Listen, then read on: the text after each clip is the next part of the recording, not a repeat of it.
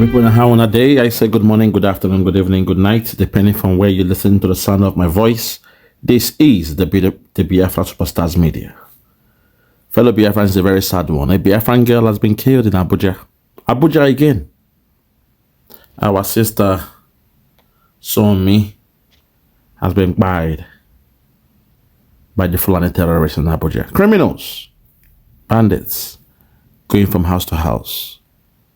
And when they saw her, perhaps they tried to rape her, and she refused. So she was killed. Took her to the hospital when she was half dead. And again, the Nigerian hospital, they refused to admit her, to administer any aid on her. Very, very painful. Saying they want to see her ID. That's the law in Nigeria.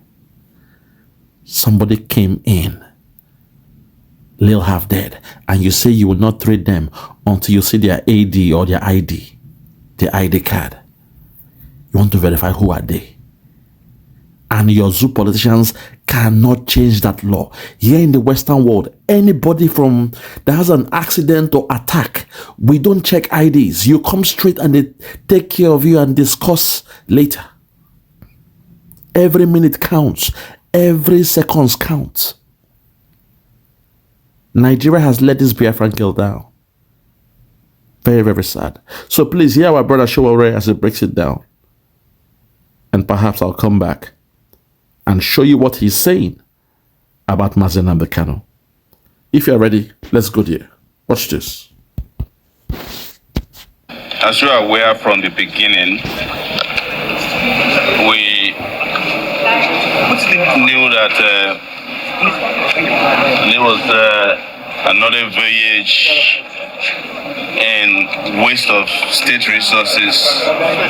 It was desperation on the part of the DSS to file charges where no offense was committed. And you saw that with what the lawyer to Meta said, that they have looked at the charges, nothing even related to an offense affecting Meta, that's Facebook. And I think the same thing applies to Twitter, and of course it applies to me. Because there was no disclosure of any offense. If you see the charges they served me, they have one page of proof of evidence. And that was a picture, a still picture that they grabbed, a screenshot from whatever they get of Tinubu standing in front. That's not proof of evidence. They did not even, I don't want to teach them what to do, because I know they will still come and fumble again next time. Then the most important thing that ought to have been done, which was to serve me, they refused to serve me. They were hoping that they come and ambush me in the court. They did not want to serve me because they are afraid that I will prepare for trial. I decided to come.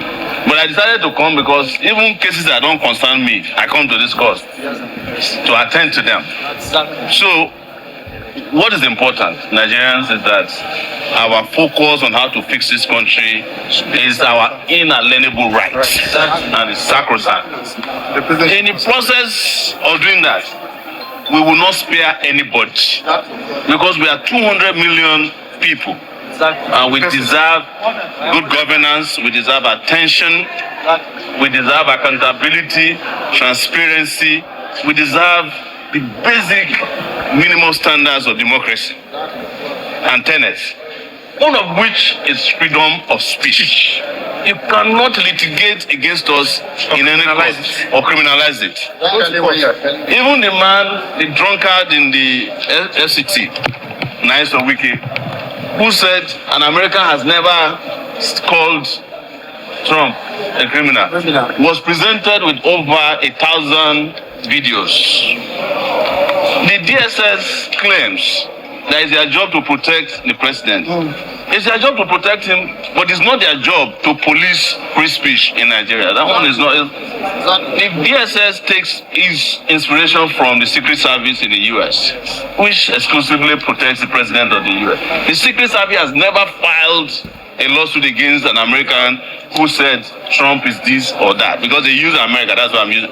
But let's even concede, without admitting, that they don't do it in America, we can do it here. Because Americans don't have our type of problems. Americans have schools, they have functioning hospitals, they have great jobs, there's no unemployment. So Americans can decide to be complacent about calling out their leaders. We haven't gotten to where America was in 1900. So our own circumstances are different. And we must approach it with the tenacity and the ferocity that is required to ensure that those who claim to be our leaders, whether they rig themselves into office or they seize power, we hold them to account. And I'm saying this, that even under the military, when the military will seize power through a martial music, we confronted them, even though we didn't appoint or elect them. So how much more the so-called civilian regimes in the country who supposedly were elected by a constitution that they uphold all the time, even though I don't believe in that constitution. But that's all they have for now. So I just want to make it very clear, and it's very important for all of you, particularly in the media, that no offense has been committed, and the trial could not continue today because there is no way you can prosecute an offense that does not exist. They disgracefully brought the DPP of the Federation to come and personally oversee this case. The reason why he came is they forced him here. That's why he was unprepared. He did not know that I have not been served, because I think he was arrested and bundled here. Because I found out in their initial charge that they published in the public that he refused to sign off on the charges. He was not consulted. But the DSS had to force him to come here because they know me since 2019. Their lawyers cannot face me. So they have brought the DPP, and the DPP must learn a hard way. Exactly. That's the rule. Exactly. Yes. It's own concept now. Yes. Let's go into some rise of Yes. and we heard that the police have actually reached out. What's the reaction you expect now? I reacted last night, and let me send my condolences to her family and our co-workers. I knew, even without having been told, that she's a victim of Nigeria. Yes. Nigeria happened to her. I was reading on my way here, I've not confirmed, that they robbed every flat in that building. Yes. They called the police. Police did not show up until after she had jumped out of her window. Yes. Gotten injured and had no emergency support. She was found alive by the police, but when she asked to be taken to the hospital, the police said they had no fuel in their car. Maybe if the police had not allowed their car to be stolen by a thief, maybe that car could have helped her to get to the hospital. Exactly. Who knows? Exactly true. So yes, now there is a fundamental problem here, people. We are in trouble. And her own tragedy is just symptomatic of that problem. But I feel so bad for her. I feel bad for her that today maybe I would have visited her family, but I have to be in court. So again, my condolences. But Nigeria happened to her. Nigeria has been doing people dirty everywhere. And her own case came to the surface because she's a member of the elite class. As we are speaking, they are killing people in droves in Kwara State. Listen. Those ones don't even hear from the police or army. They have been left on their own. The people of Zamfara have been left to their fate. People of Kaduna have been left to their fate. Katsina left to their Benue left to their fate. Kidnappers are riding roughshod. Because again, your leaders have more interest in trivial things than substance. The people that should be prosecuted by the DPP are the people who are engaging in banditry and terrorism. But the DPP will probably be one of the people meeting with them in Zamfara and taking selfies with them. That's what they do with bandits. If I were to be a dangerous terroristic person, they will come and negotiate with me. Yes. They won't bring me to court. Are you hearing what this man is saying? Is he saying truth or not? Are you hearing what Sowore is saying?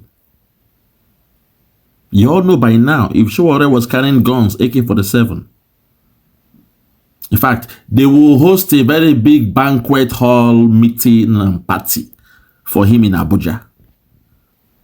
Otide o, Sowore today, he's now a friend of Nigeria. We are doing deal. Otide o, Sowore today, he will help Nigeria. We have done the peace deal. You all know that. You know, this guy, this is why I like him, you know. He's so free to speak this way and nothing happens to him. But nnamdi Kanu was speaking in faraway Kenya. And they went to catch him in Kenya. You see, the truth is so obvious. But people try to pretend like they don't know what's going on. We've been the most peaceful. We the Biafrans, we have been the most peaceful. We even sat at home. Say, okay, make we mind our business every Monday. Make we stay at home. Yet, the governors and the politicians are shouting, oh, it's Simon Ekpa, oh, blame Simon Ekpa, oh, we are losing 10 billion, we are losing 50 billion every month, sitting at home. God have mercy. We chose to sit at home every Monday. It was a problem. But bandits, they carry gun, AK-47, and Nigeria, they are going to do a peace deal with them. Nnamdi Kanu, who was speaking from his laptop, microphone, internet, online, social media, they went to Kenya to kidnap him. Let's continue with Sowore. This life now, what? Listen. So that's it. Please, let's correct this impression, because I know that some people now go and my name is Maxwell. I'm part of the Lego team. Let's put the record straight. I know that small time some people will now write that Sowore is running away from being arraigned. No, the law is clear. The law says that for you to arraign somebody, the person, you must serve the person with a charge or charges, and the person has 3 days. That is abject. Then on the Constitution section, that is a adequate time and the facility for him to put himself to order. That one is on that. Then secondly, and we always want to advise Mr. President, you can't continue like this, because you have arraigned preferred charges against Sowore simply because he called your name. You, Mr. President, have you forgotten I and you called Jonathan name during the time of Occupy Nigeria? They are in Lagos. We carried Jonathan coffin, and Jonathan never arrested any of us. Jonathan never preferred charge against any of us. Why should their own be different? Are you hearing it? Even our brother here, Masolokbara, was carrying coffin with Tinubu. I present to you even what Tinubu said from his Twitter, because, you know, they say social media don't tell lies. Look at what Tinubu said here, and it will blow your mind. Watch this. You see it? See the way he's talking about the pain of the Christians. How Jonathan is not fit enough to be president. Tinubu was advocating for the buying of the Christians during that time. But now that he is president now, him don't keep him out short.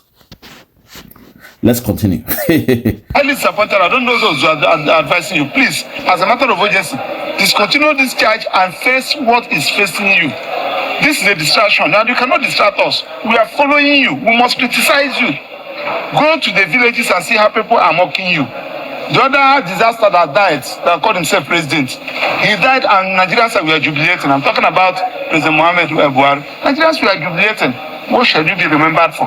That you asked DPP to come and prosecute a funny charge against Sowore. Mr. President, why didn't you go for civil litigation? Why didn't you file action for defamation and claim millions? Is Sowore under civil immunity? Hey. So the point we are making is that please terminate, withdraw these charges and concentrate in ruling Nigeria. I just want to correct one question. He said you are following him. I'm not following Tinubu. I'm following his policy. I'm not following his policies. I don't follow him.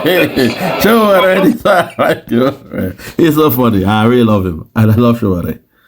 I like his style. He's my kind of person, you know. We call a spade a spade. We call a spade a spade. So respect the Sowore. At least he cautioned Maxwell Small. Nobody's following him. Follow who? Mr. Follow. No, nobody's following him more. Let's continue. We are following him. Whatever the guy got to come. If you go outside and lie, well, we challenge it. We understand what you're saying, Maxwell, but sometimes we just have to laugh. Nobody's following that man, Tinubu. We understand. I understand say what you mean we say you are following him bumper to bumper. If he say A, you go check whether na A. If he say B, you go check whether na B. I understand what you're saying, but sometimes they need to pull your collar. Say no, that statement, no, they're right. Okay, so you might be right, but at the same time, you are not right. Let's continue. The other part is that two things. If this charge proceeds after arraignment, the president must be willing to come as my witness. Okay. Yes, I'm not going to use God as my witness. I want to use him as my witness that my statements are correct. Even if you go the civil route, truth is a justification. I will justify everything I've said about anybody who is in position of authority in Nigeria. I've been around long enough to be able to say this confidently. So, guys, thank you so much. We see hold on for there, my brother. You've spoken well. These are the affairs of that zoo called Nigeria. But all I want to say is for our sister, it's very, very sad, how you passed away. We keep telling you guys, do not believe in Nigeria. Most of you will say you love Nigeria. God bless Nigeria. Nigeria go better. Rofayo Seni, my guy. Rofayo Seni of Arise TV. Today, Nigeria has happened to your colleague, Sommie. But you are the first to say, I believe in Nigeria. Nigeria will be great. God bless Nigeria. God bless the police. God bless the army. God bless the Rofayo Seni. Guy, my brother, that thing vex me when you say those things. Rofai, those statements, they boil my body. Because you were called, you were seen, or you are the best journalist in Nigeria. So I expect you to, to call a spade a spade. How can you say Nigeria go better? Of what metrics are you using to judge that? What is the yardstick you are using to say Nigeria go better? Or do you believe in prayers? You think prayers can solve that nonsense happening in that zoo? When say every nook and cranny in that zoo there's a church, every street there's a church, every close, every community there's a church, every block there's a church, every building there's a church, everywhere you look there's a church. Yet Nigeria is going down, down, down as an underdeveloping country. So when you say Nigeria go better, God bless Nigeria, I keep on asking myself, of what parameters are you using to base your argument on? Oh, sweet Jesus, have mercy, man. It's in the pain person sometimes, but I will let sleeping dogs to lie. Today, it has come to your doorstep. Arise TV, a wonderful lady has lost her life. Sommie, may her soul rest in peace. But people like you will say you believe in Nigeria, you believe in Nigeria. Nigeria should do better. Nigeria will not help you. You were in a state, a critical state, and the police failed you. The police came, saw you, you were bleeding, and they failed you. No ambulance in Nigeria. I keep telling you guys, those are the basic fundamentals that you must have. Emergency. If I am here in the Western world, if I dial 999 in less than 20 seconds, they know what I need. If it's fire, if it's police, if it's ambulance, or whatever, they know in real time. We call it the blue light. For ambulance, now blue light. What do they call it? And in less than 2 minutes, the ambulance will be there to pick me up. In less than 2 minutes. That's what we are saying. These are the things that we have experienced this in the Western world. Your politicians, their children, they are enjoying these things in the Western world. Get that in your head. Your politicians, they are enjoying these things. Their children are living the best of life in the Western world. You that call yourself Nigerians, devil punish una, God swear for una. Why don't you want to enjoy the best of life in Nigeria? If you believe in Nigeria, why don't you demand the best? Or at least get the basics of life. Good road, shelter, health, food, clothing, job, basics. I'm not asking about the essentials of life, oh. Just the basics, oh. The low-hanging fruit. Not the essentials like we in the Western world. The essentials, things like, internet, high-speed broadband, AI, all those things. Those are things we are looking for now, super fast, rail lines and all those things. That's what we are looking for now. Clean energy, coal, and has been, it's now obsolete. Green energy, renewable, nuclear works. These are things we are looking at. Essential things are the things we are yearning for. Basic things, we don't pass that stage now. Basic amenities in the Western world, we don't pass that stage. Road doesn't mean anything. A governor that build road, that doesn't mean you now say, hey, vote me, I have given you road. No, that is a archaic way of thinking. Vote for me, I have given you pipe-borne water. Basic things. Or vote for me, I will give you rice. Can you imagine somebody in USA, a politician want to win votes, they give them a bag of rice? No. But in Nigeria, you are still living an archaic lifestyle. Food is still your problem. When you pray to God, you beg God for your daily bread. It shows you are still expecting the basics of life. When you pray and beg God for your daily bread, God have mercy. I was laughing the other day. I said, God, from nursery school, primary school, secondary school, in that zoo, every day during lunchtime, we pray to God for food. Some have food but cannot eat. Some can eat but have no food. We have food and we can eat. Glory be to thee, O Lord. Eh? If you don't pray, they go flog you can. Pray. They go flog you can. Poverty mind, slavery mindset. A slave who has been working in the field. They are hungry. They are praying to get back home. Let master feed them. Or let the house Negroes prepare food for them while they get back from the fields. From sun up to sundown. You are asking for basic amenities in Nigeria. Road, clean water. Do you know what it means like to be in your house and clean water they come through? You shower with clean water. Even the water in your toilet is so clean that you can even drink from your toilet if you want. The light is steady. Since I left that zoo called Nigeria, light has not blinked for 2 minutes. I repeat, since all my life I left that zoo called Nigeria, electricity has not blinked in the Western world for 2 minutes. Blinko. Think about that. Let that sink in. That's why we want Biafra. That's why we are coming to implement Biafra in Biafra land.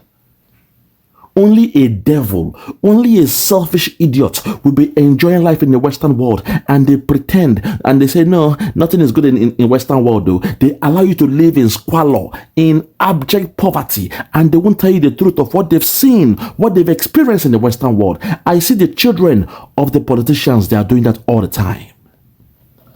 Let me break you a story. This boy, his father is a politician in that zoo. And when I knew him, I noticed on his WhatsApp, he was using a Nigerian number. I said, bro, what's going on? You are in the Western world. Why are you using Nigerian number? He didn't tell me until later. He couldn't say, so people back home, they won't know he has left Nigeria. I said, bro, but that's wickedness now. That's selfishness. How will your friend elevate themselves if they think you are still there with them in Nigeria? Let them know, you have traveled abroad. That's way. Themselves go bambo, then go hustle to go abroad now. Then go say, if James, if John is abroad, let me come and, let me work hard and live up. But you are deliberately using a Nigerian number on your WhatsApp. That way people will think you are still in Nigeria. And look at you are here now, you are enjoying the best of life. You are watching football with me on a 4K screen, everything, the high-speed broadband. It be like saying now what they watch. It looks like you are watching the game live. 100-inch TV, you are watching with me. It is with you. I say, bro, but if I'm in that zoo, I can't even buy a 21-inch TV. Guy was laughing, say, but Nigeria is still good. I said, are you sure? He said, yeah, I said, okay. We're watching a football game. And I look at the guy and say, God, why can't your parents get your people back home? This thing you are enjoying here. Because you are in heaven now. When you leave Nigeria, Nigeria is like a hell. You have left Nigeria. You have come to the Western world. You are in heaven. You are enjoying heaven. But whenever you go back to hell, why don't you tell those in hell that your experience in heaven? No, you are hiding it. You pretend as if you are in hell with them while you are enjoying in heaven. God, my people, I can go on and on. Nigeria has happened to our sister, Sommie. I say, may her soul rest in peace. May her gentle soul, her beautiful soul, rest in peace. But to call a spade, Nigeria has happened to her. You guys know that in Nigeria, the day car hit you for the road, you're on your own because there is no ambulance. That day you will die.